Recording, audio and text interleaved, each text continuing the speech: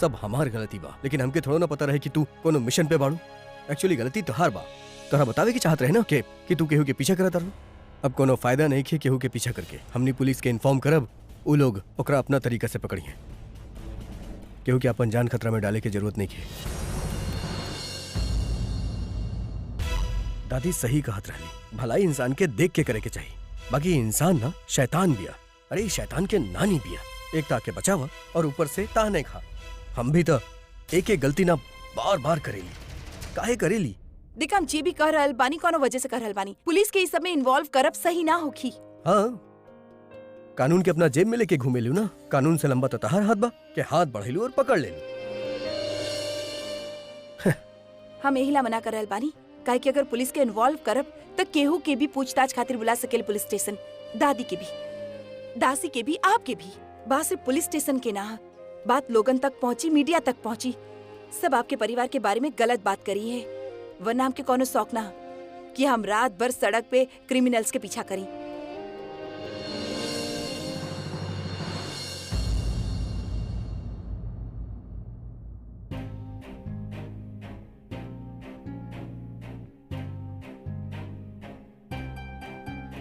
तू बाहर गेल रहला? हमके लगल तू कमरा में बड़ा। हम तोरा कमरा के बाहर गेल रहनी, बट दरवाजा अंदर से बंद रहे। तू कहाँ गेल रहला? तू ही कहले रहे ना कि अगर हम ना गई नहीं तो तू ओकरा बचावे चल जाइबा, और हम नहीं चाहत कि एकरा वजह से तू अपन लाइफ प्रॉब्लम में डाला। ई खातिर बेसिकली हम तोहरा बचावे गई रही। लेकिन तू एजा का करत रहा? मतलब तू हमसे झूठ बोलला? हम खुदे प्रज्ञा दी के ढूंढे गेल रहनी। हम काफी ढूंढे की कोशिश भी करनी, पर कहीं मिलली ना। तू ही बतावा, तोरा के इतना आसानी से कैसे मिल गई? तू हमरा से कहत रहले ना कि फोन नहीं उठावत, तो हम फोन कईनी। कोनो टैक्सी वाला फोन उठैलस, कहलस कि वो अपन फोन छोड़ देले बिया, तो ई खातिर वो उठैलस। और ओकर बताइल जगह पे हम पहुंच गईनी। ये सब छोड़ा, प्रज्ञा दी आप जौना आदमी के पकड़े गेल रहनी, का भेल मिलल? का भेल कुछ बताई ना। ना मिलल। काहे कि इससे पहले ई आके हमसे झगड़ा करे लागले और वो भाग गए।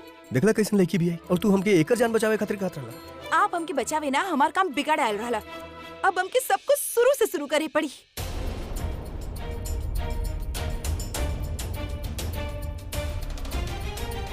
सब बिगड़ गए। ना हमके कुछ पता चला, ना हम कुछ देख पाईनी।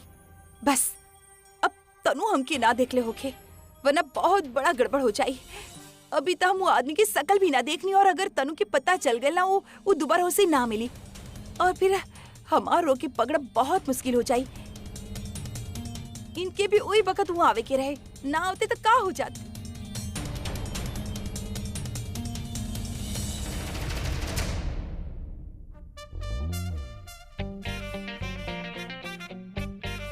लगत बा अभी तक आइल नहीं के। गुड।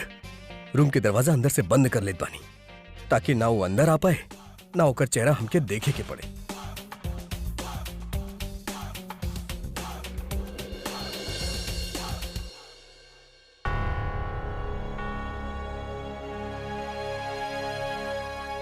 दिखा, उठ जा। हमके सूते के बार झगड़ा मत करिए। हम झगड़ा करे के मूड में बिल्कुल ना बानी। नींद आवत पर जाके सूत जाना।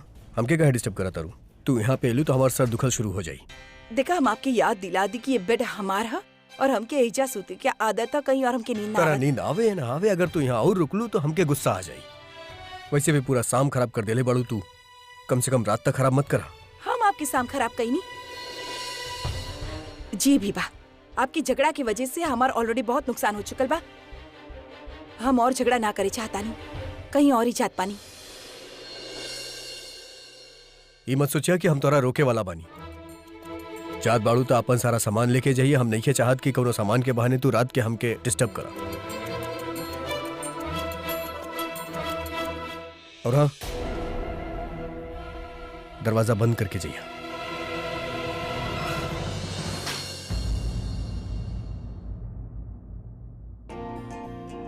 कितना रूडली बात कर ले तू अभी, और इतना भी का गुस्सा के ओकरा ओकर ही रूम से बाहर निकाल देला। अब कहाँ जाके सूती हूँ? बाकी तहार भी का गलती बा। इहे एगो रास्ता बा, अगर तहरा होके भूले के बा तो इतना रूट तब होके के ही पड़ी ना।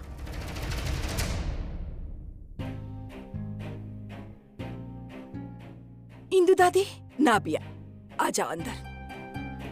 रचनाओं के अपन बच्चा के साथ उलझा के रखी बिया। हमके पता रहे ना कि तू आवे वाला बाड़ू, एही ला। आप दोनों के पता रहे कि हम यहाँ आवे वाला बानी कैसे? जो तरीके से अभी आपसे बात करते रहे, आपके ट्रीट करते रहे, उसे हमके लागल कि वो आपके कमरा से निकालने की कोशिश तो जरूर करी। आप लोग के इहो पता रहे कि वो हमसे झगड़ा करे वाला बानी? जी। और झगड़ा की वजह भी पता हो गई। हमके पहले काहे ना बतावला? हम कब से वहाँ इतना परेशान रहनी कि पता ना अचानक का हो गइल जे इतना बदल गईले। हमके भी थोड़ा देर पहले ही बतावला। दी एक्चुअली अभी हमसे बात कर ले रहे बारे में जब हमने रेस्टोरेंट में रही और आप तनु के पीछे रहनी, आपके याद आप हमके फोन भी कर ले रहनी। दी हम चाहते रहनी उस समय आपके सब कुछ बता दी, बाकी आप अलग काम से गए रहनी। हम चाहत ना रहनी कि आप डिस्टर्ब होखी, और अभी जो बात बोलत रहे हो के सुन के आप बहुत डिस्टर्ब हो जाती, ऐसे हम आपके ना बताओनी। कौनो बात ना, अब तो हम आ गए बानी ना। का बात है?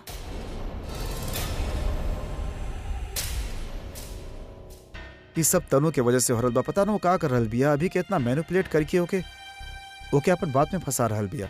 वो बेचार के कुछ समझ में ना आ रहल बा। वो फंस गइल बा एक तरीका से अपन फीलिंग्स और अपन ड्यूटी के बीच में। ड्यूटी? हाँ दी, अब ये तनु के बच्चा दी अभी के लागेला कि तनु के जन बच्चा बा वो ओकर बा। वो आपसे दूर जा रहल बा, अपन फीलिंग्स के छिपा रहल बा। वो चाहता कि तनु के साथ आगे बढ़े, ओकर साथ नई जिंदगी शुरू करे, ताकि तनु के साथ कोनो नाइंसाफी ना होके। बस यही वजह बा। हम देखता नहीं तनु के का करे के बा। इतना आसान ना बा। हम अभी के अच्छा तरह से जानी ले। जब केहू के साथ न्याय करे के बात होके ले ना, तो खुद के भी परवाह ना करत। ए वक्त जितना तकलीफ उ तहरा के दे रहल बा ना, उसे कहीं ज्यादा तकलीफ से उ खुद गुजर रहल बा।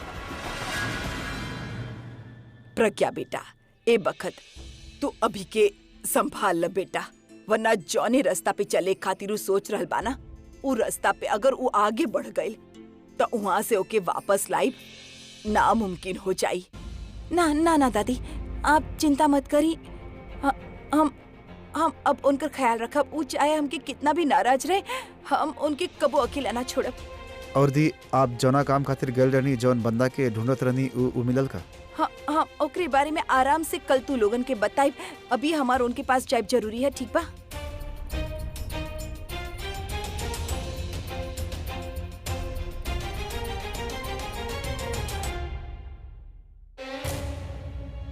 अभी वहाँ अचानक से कैसे पहुंच गए?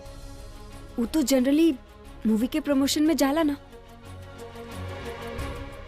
हो सकेला फौरन चेन चल गई होके। और वो तो अच्छा भइल कि हमके निखिल के साथ ना देखला, न तब पता ना कितना सवाल करत तू हमसे, और जवाब हमरे पास एक भी ना हो। बच गई नहीं। ई इतना रात में कहाँ से आ रहल बिया? मिताली, कहीं तू सही शख्स पे शक त ना करत रहलू?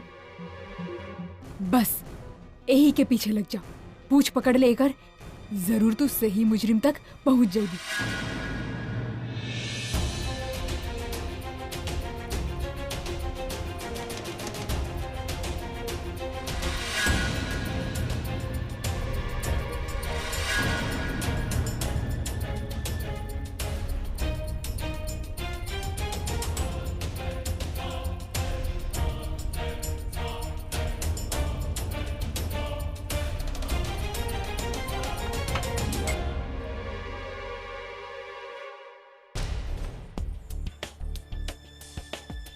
थैंक गॉड ही वापस आ गई और सुत भी गई।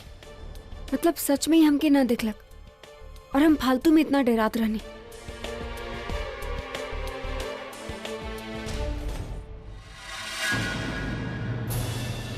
अभी सुते देत बानी, कल सुबह मिल ले।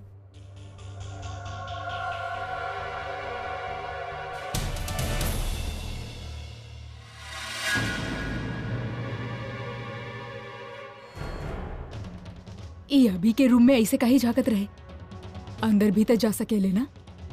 अभी के सूतत देख के आयल रहे। ना मिताली, ये कुछ और करे आयल रहे। बुरा लोग अपन बुरा काम तबे करी जब सब लोग सूत जाले, लेकिन जासूस मिताली ऊ ना सूती। तब तक ना सूती जब तक ऊ मुजरिम के खुद रंगल हाथ से ना पकड़ लेत।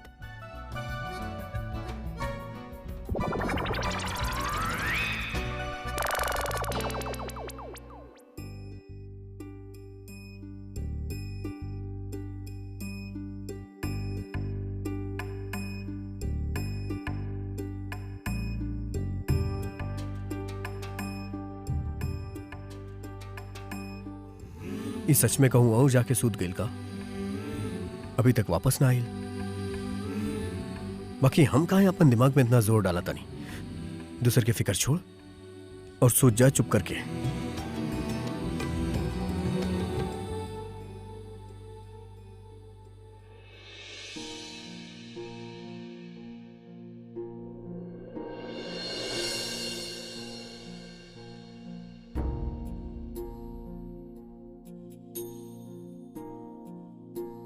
तना मना कह ले रहनी ना जाओ वैसे फिर से यहाँ पे आ गेलू तू। आप भी तो कह ले रहल कि आप सूते वाला पानी, लेकिन आप सूत ना रहल पानी। हमार याद रहल बा। काहे तू कोनो याद करे वाला चीज पढ़ू और जे भी तोरा के याद करी उ त बेचारा ऐसे ही मर जाई।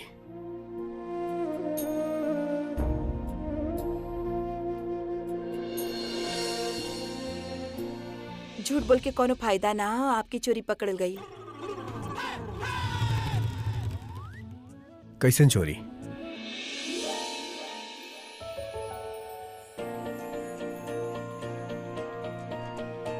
वो यहाँ का करल बिया? आपके फूगी यानी कि हम।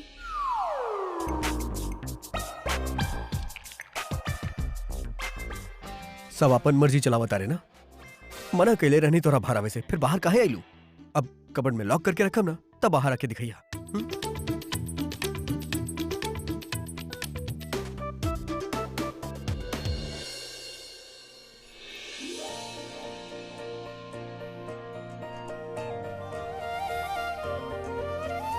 काहे करल बानी सब?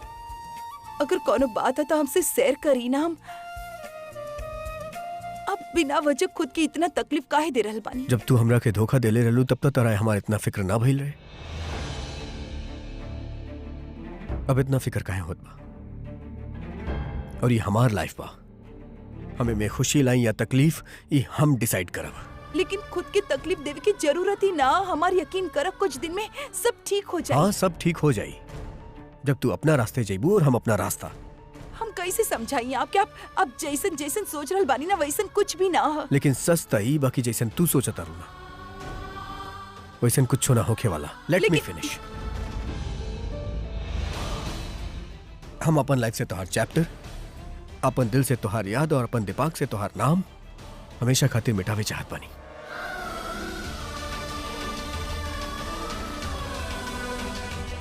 बाप बने वाला बानी हम और हम अपन ही खुशी खातिर अपन होके वाला बच्चा खातिर गलत ना कर सकेली। और अगर तोहरा में थोड़ा भी सच्चाई बाकी बा या तू हमरा खातिर कुछ भी करे चाहत बारू ना त तारा बुलावे में हमार मदद करा।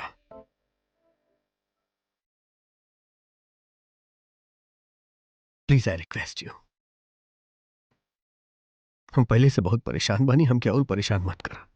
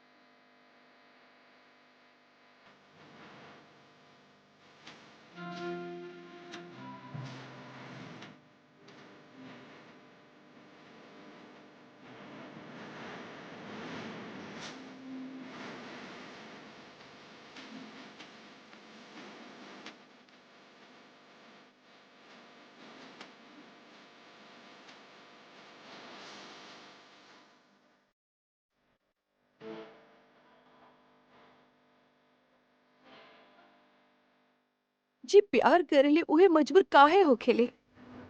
ना आप हमार सच देख पा रहल बानी, ना हम आपकी सच बता पा रहल बानी।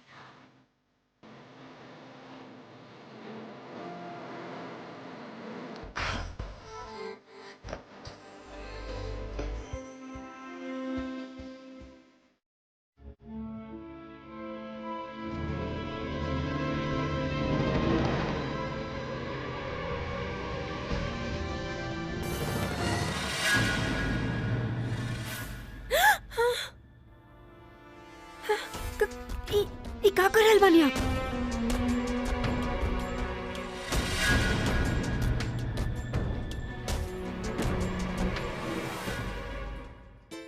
कहीं भूतनी तो ना बिया औरत के रूप में हमरे घर में रहत रहे। ओ गॉड जी, तबे तो एकदम से कहीं गायब हो गई, भागा यहाँ से।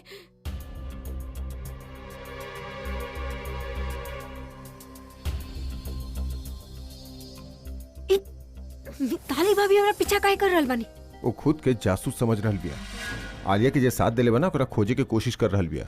ओ माय गॉड, मतलब आपके शक तो तोहरा पे बा। हमरा पे? अब तो हम ई घर में खुलेआम घूम भी ना सकब, वरना बिना कुछ कैले पकड़ल जाई। वो सब छोड़ा, पहले ही बतावा कि कौन सा ऐसा जरूरी बात रहे जो करे खातिर तू हमरा कमरा में आयल रहलू है। ई जानला के बाद भी कि वहाँ पे मिताली मिल सकेले। हम हाँ भैया, वो प्रज्ञा हमरे पास आयल रहे, हमके डील ऑफर करेला।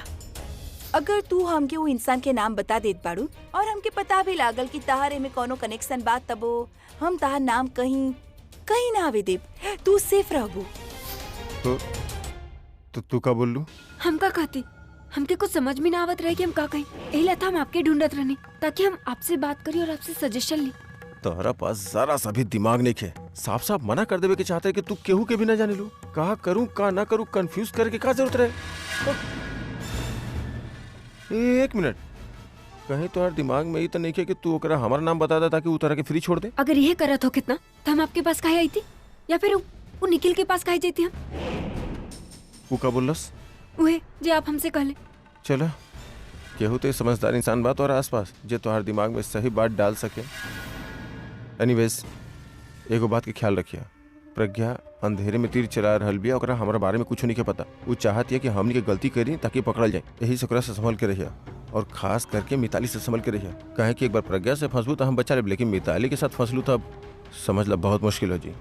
और कोनो भी गड़बड़ी कैलू तो हम हो जाने की, ऐसे जौन करिए तो संभल के करिए।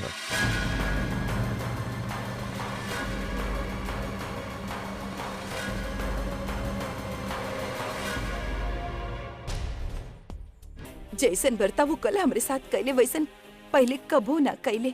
अगर ऐसे ही रहल तो वो बहुत जल्दी वो हमसे दूर चल जाई हैं। वो तनु की डेट तक दे देले, और अगर वो अपन जीत पे आ गईले तो वो तनु से शादी भी कर ली है। हमके बहुत जल्दी कुछ करे हो कि तनु की असलियत उनके सामने लावे हो की। पर दी आप इतना कुछ ऑलरेडी कर चुकल बनी, इतना चीज ट्राई कर चुकल बनी, और ही का कर सके नहीं हम। अब वो भी एगो रास्ता बा।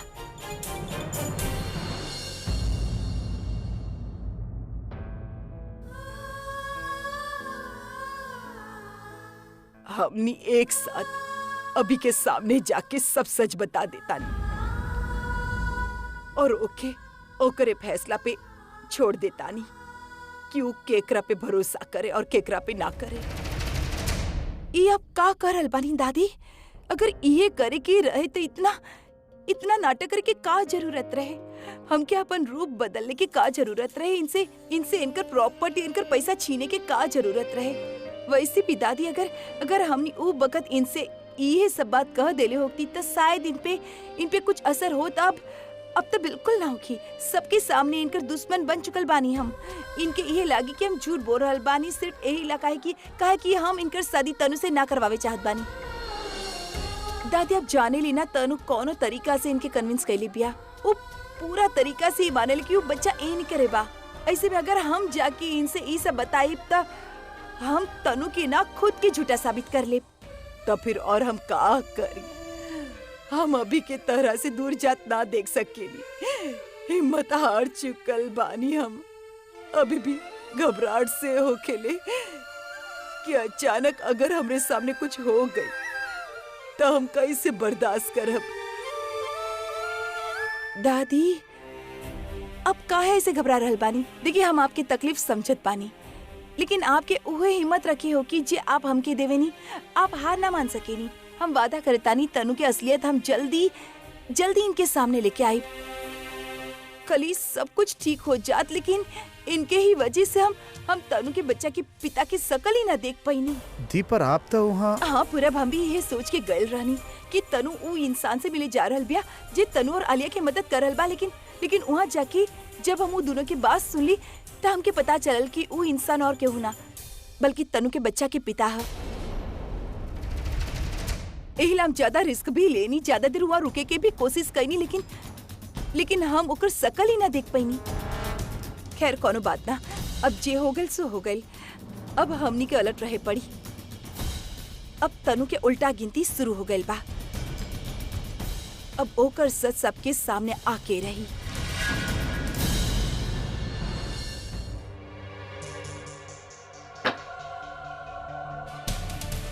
अंदर आवे से पहले नॉक न कर सकत रहलू। ये पूरा घर हमार है। यहाँ कहीं भी जाए खातिर हमके केहू के परमिशन की जरूरत ना है। अच्छा बहाना है, खुद के घर बता के केहू के भी जासूसी करे के। तहार जासूसी करके हम तहरा के कोनो ज्यादा इम्पोर्टेंस ना देवे चाहत बानी। वैसे भी तहरे बारे में सब कुछ तो जाने ली हम। का मतलब है तहार? मतलब ई बा कि तू अपन असली चेहरा हमसे छिपा न सकेलू। देख, अगर तू फिर से ही बकवास करे आयल बाड़ू हम तनु, अगर तू हमार कोनो भी बात की बकवास समझबू ना, नुकसान तहरे ही होगी। खैर हम तरह से तार जवाब पूछे आयल बानी। कौन बारे में? इतना जल्दी भुला गईलू? कोनो बात ना, हम याद दिला देतानी। कल हम तरह की एगो ऑफर दे ले रहनी, वो बारे में सोचे के कहा। हम कोनो ऐसा इंसान के जानत ना बानी जे के तू ढूंढ रहल बाड़ू। और रहल बात हमार दोस्त के, तो हम सोच भी ना सके कि हमार होखे वाला पति के बर्बाद करे चाहत रहे।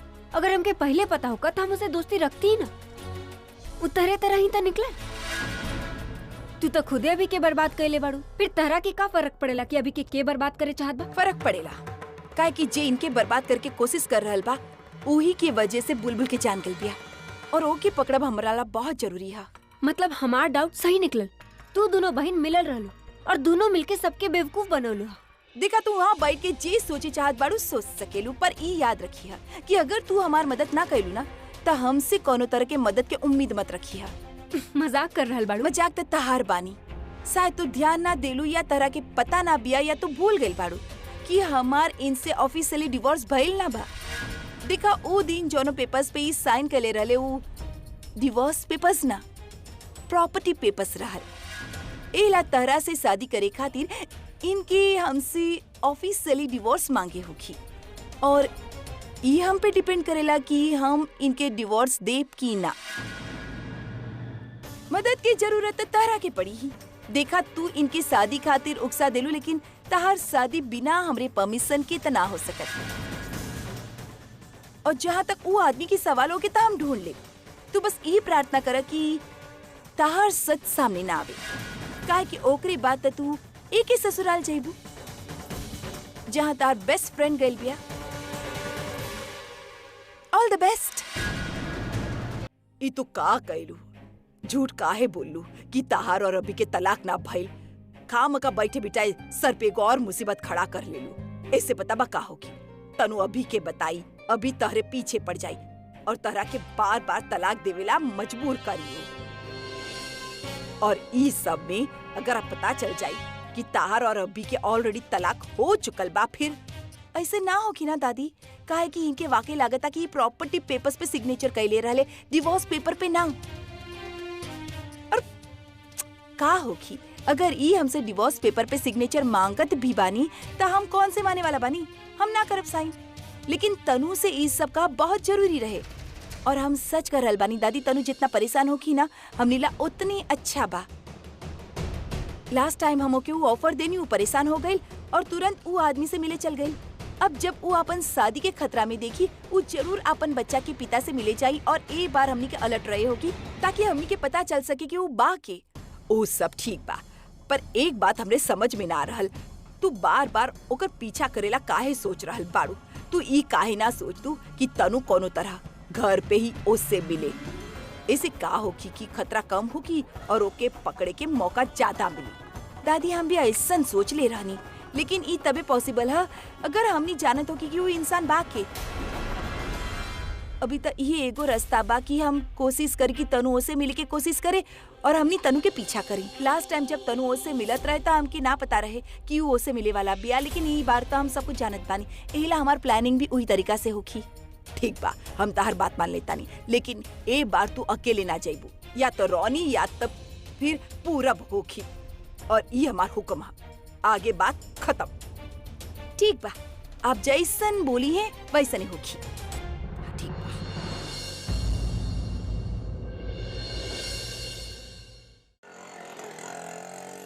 बुलबुल के फेवरेट कलर रही माँ, पता बा आपके? और माँ ये देखी, एक देखने के बाद केहू कह ना सकेला कि आदमी लोग शॉपिंग ना कर सकेलन। कपड़ा के सही उका कहले समझ नहीं खे उनकरा। ये पता बा खास ऐसे बा कहे कि हम बुलबुल के फेवरेट शॉप से लायल बानी। ओके ओके, बहुत पसंद रहे। काहे कर रहल बाड़ा तू ई सब? के बहलाने की कोशिश कर रहल बाड़ा? हमके या अपना आपके? तो के पता ना बा कि बुलबुल हमेशा खातिर चल गइल बिया, उ अब कभी ना आई। फिर काहे आवेला तू यहाँ? तो के भी चाहेला कि तू एक अच्छा से लड़की के साथ अब शादी करला और अपन घर बसाला। माँ कैसन बात कर रहल बाड़ू? हमारा आपसे रिश्ता बुलबुल के होके तक ही रहेगा। अगर वो चल गई तब तो हमारा आपसे कौन रिश्ता नहीं खेका माँ? ऐसा बात ना बा बेटा। माँ ऐसे नहीं तो बात बा। माँ आप हमके बेटा कहे नहीं, बाकी हमके लागेला आप हमके बेटा माने ली ना। माँ कहे कि अगर हमके बेटा कहती तो आप हमसे ऐसा बात ना करती। और माँ हमेशा वैसे कर रहल बानी कि हम जाना तानी कि बुलबुल हमके कहीं देख रहल बिया। वो देख रहल बिया कि ओकरा जाए के बाद पूरा ओकर माँ के ख्याल ना रख रहल बा। ओकर माँ एकदम अकेले पड़ गई बिया। माँ यही का माँ प्रॉमिस कर ले रहनी कि आप रोब ना। तब फिर हाँ कहले रहनी, लेकिन का करी, अपन किस्मत पे रोवे आ जाला। हमके समझ में ना रहल बा कि भगवान जी खून के रिश्ता बनाइल रहन, उ सब एक एक करके हमके छोड़ के चल गइल। बाकी तोरा साथ हमार कोनो रिश्ता भी ना बा। बाकी आज तू हमरा पास बा, हमके समझा रहल बा, हमार देखभाल कर रहल बा। तू चाहत बड़ा ना कि हम कभी ना रोई, तो ठीक बा। हमके एक बात बता दा, जब खून के रिश्ते सब धोखा देवेले तब भगवान खून के रिश्ता बनावेले काहे बनावेले? माँ प्लीज संभालिए अपना आपके। माँ अगर कोनो इंसान हमने के छोड़ के चल जाला तो अपन स्वार्थ खातिर ना होकर कोनो मजबूरी हो खेला। हमने के ऐसा लागेला कि हमने के बुरा वक्त में इंसान हमने के छोड़ के चल जाला, पर माँ सच तो ही बा कि जब हमने के उनका सबसे ज्यादा जरूरत होकेला तो वह लोग हमने के साथ देवेलन। माँ हम जाना ताने कि आप ये सब काहे पूछ रहल बानी, काहे कि प्रज्ञा दी ना मतलब प्रज्ञा के तू ए घर में कौनो रिश्ता ना हा हमारो ओकरा साथ। हमार खातिर मर चुकल बिया और तोके का लागत बा हम प्रज्ञा खातिर रो रहल बानी? हम ओकरा खातिर नहीं खी रो रहल, हम अपन बुलबुल खातिर रो रहल बानी। और हाँ, कसम बतो के अगर हमके कुछ हो गई तो तू मदद खातिर प्रज्ञा खातिर ना चाहिए। और अगर हम मर भी गई नी तो ओके हमार लाश के छुए भी मत दी। कसम बतो के मत छुए दी ही ओके।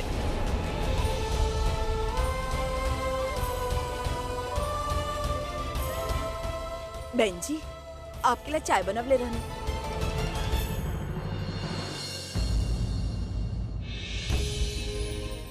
अचानक अभी तक ठीक रहनी। काश कि आप जान पाती कि प्रज्ञा दी की कोनो गलती नहीं है। वो आज भी आपकी बेटी बाड़ी, बट सच ना बोल पाए के वजह से वो आपके नफरत सह रहल बाड़ी। निखिल तू बात के समझत नहीं खे। ई बात के लिमिट क्रॉस हो चुकल बा। आलिया का गैली घर से हमार सांस लेल मुश्किल हो गइल बा। तो के पता बा हम प्रज्ञा के उहे कहनी जे तू हमसे कहला कहे खातिर। वो ऐसन बात कह देलक हमरा से कि हमार बोलती ही बंद हो गई। का ऐसन का बोल देलसी वो?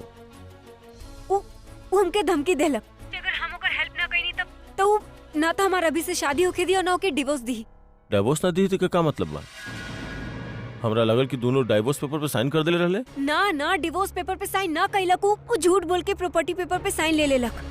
लेकिन हमके सच में बहुत डर लग रहल बा। कहीं सच में प्रज्ञा हमार अभी से शादी ना रुकवा देवे। हम का करी कुछ समझ में ना आ रहल। मन तक कर रहल बा कि प्रज्ञा के गला दबा दी। रिलैक्स तो गुस्सा में काम के और बिगाड़ देबू। गहरा सांस ला, कुछ ना कुछ रास्ता निकाली ले। रिलैक्स। मिल गई रास्ता। हम अभी के डिवोर्स की बात बता देता नहीं और इहो बता देता नहीं कि प्रज्ञा हमारा और हमार बच्चा के साथ ही का गेम खेल रहल बिया। तनु इतना टेंशन मत ला, बच्चा पे असर पड़े। और ये मत भूला कि ये सब जो हम कुछ कर रहल बानी ना पैसा खातिर कर रहल बानी। लेकिन पैसा के वजह से अगर हमने के बच्चा पे कोनो भी असर पड़ल था, you know I won't like it. नुकसान तो हम प्रज्ञा के पहुंचावल चाहत बानी, लेकिन फिलहाल मजबूर बानी हम। पता ना केकर का करे से केकरा पे बम फूटी। हम यू नो व्हाट, हमके ई वक्त तरह से भी बात करे में डर लगत बा। हम फोन रख रहल बानी। Take care. बाय। आप यहाँ का कर रहल बानी? तू केकरा से बात करत रहलू?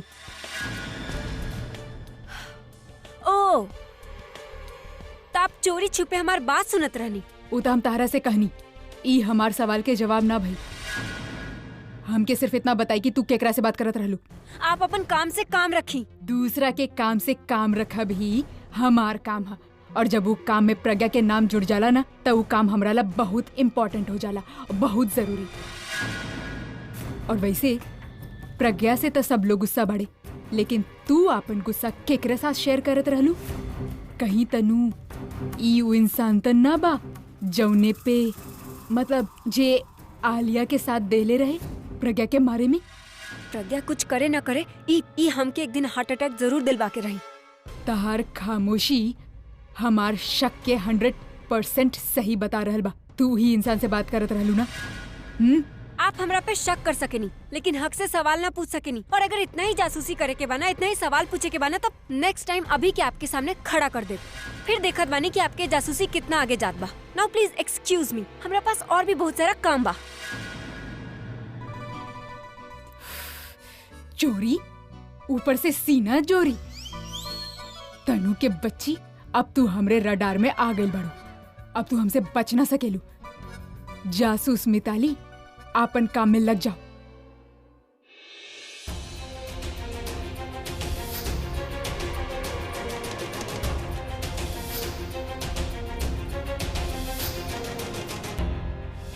इतना अच्छा मौका खो देनी हम। काश ओकर चेहरा ही देख लेती। कितना कोशिश करनी पर आवाज तक ना सुनाई देलक। दादी के कहा भी ठीक है, कोनो ऐसा रास्ता ढूंढे चाहिए जौने से वो आदमी खुद ही हमरे सामने आ जाओ।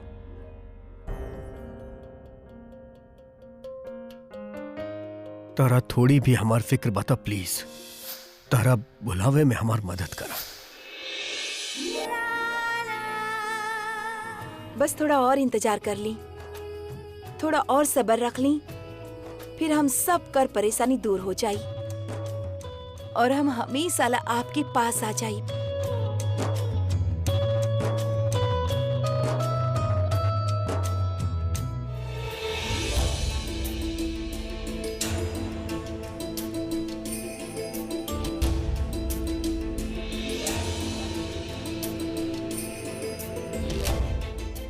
इका करत तारू तू? धूल साफ करल बानी। धूल फोटो पे ना, तोहार आंख पे जमल बा।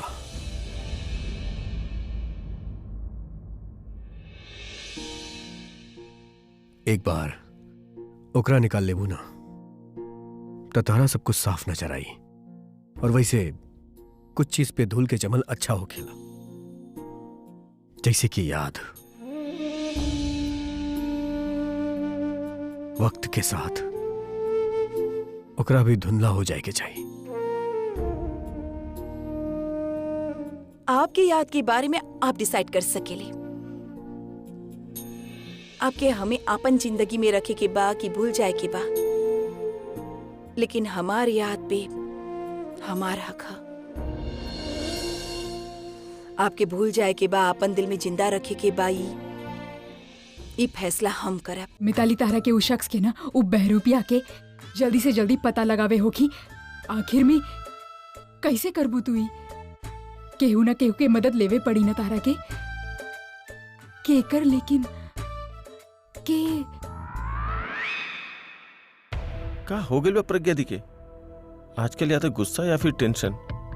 हमरा कोनो कामे ना करे देवेली। कुछ हमरा करे के देती तब हम उनकर हेल्प करती ना, और पता कर लेती कि आखिर उनकर मन में चल का रहल बा।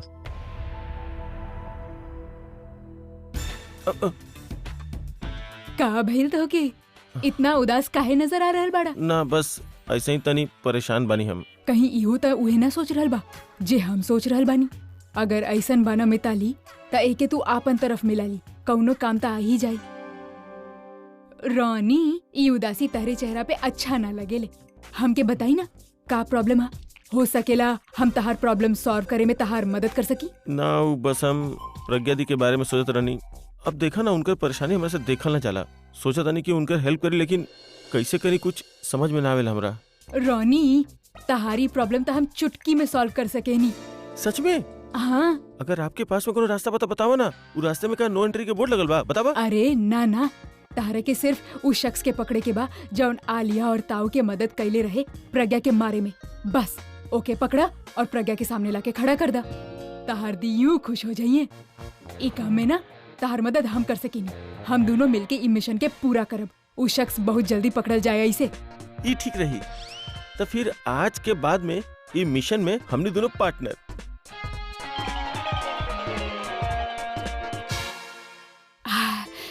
लेकिन एक बात याद रखिया, ई बहुत एक खुफिया मिशन होगी। केहू के भी एकरे बारे में कानो कान खबर ना होके चाहिए। का औरल भेजा? ना रोनी, तू बस जाओ यहाँ से और काम शुरू कर दा। जी भाभी जी। इतना खुश कहाँ है भाई? हाँ? का करत करालू कर साथ में? तहरे तो हेल्प करत रहनी राज। हमार कौन सा मदद? अरे उ हम का करत रहनी पता बा? हम और रोनी ना एगो मिशन प्लान करत रहनी। हम उ तीसरा शख्स के पता लगा रहल बनी, मतलब जे ना आलिया और तनु के साथे मिलके प्रज्ञा के मारे की कोशिश कैले रहे। राज, आप ना बहुते भोला बनी और आलिया और तनु बहुते चालाक बनी। ऐसे पहले कि वो आपके फंसा देवे, हम उ तीसरा शख्स के आपके सामने, हमार मतलब प्रज्ञा के सामने लाके खड़ा कर दे। बस आप भी ना हम के बात में उलझा रहल बानी। हम के रोनी के साथ बहुत सारा प्लानिंग करे के बा। हाँ। कमाल की भी है। हमरा बचावे खातिर हमरे पकड़वाए में लगल भी है।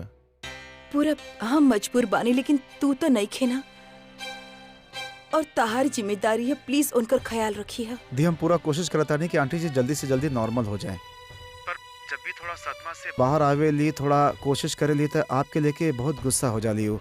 जैसे ही आपके बारे में सोचे ली, पता ना उनका के का हो जाला। दी आपके लेके उनका नफरत बढ़त जा रहा। आपके समझ में नहीं आ रहा कि हम करी तक का करी। एक तरफ बुलबुल के जाए के सदमा, दूसरी तरफ दूसर बेटी के लेके इतना नफरत।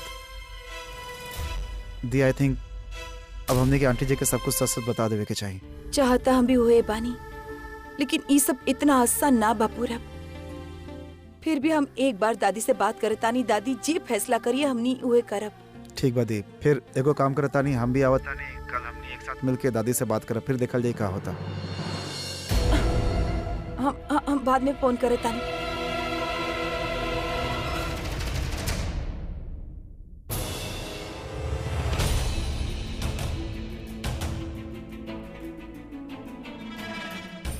ए तरह हमके खींच के काहे ले आइला? इरादा तना बदल देला? हमके भुलावे के जगह याद तना करे लगला? बकवास करे ना, एगो रिक्वेस्ट करे आइल बानी। रिक्वेस्ट?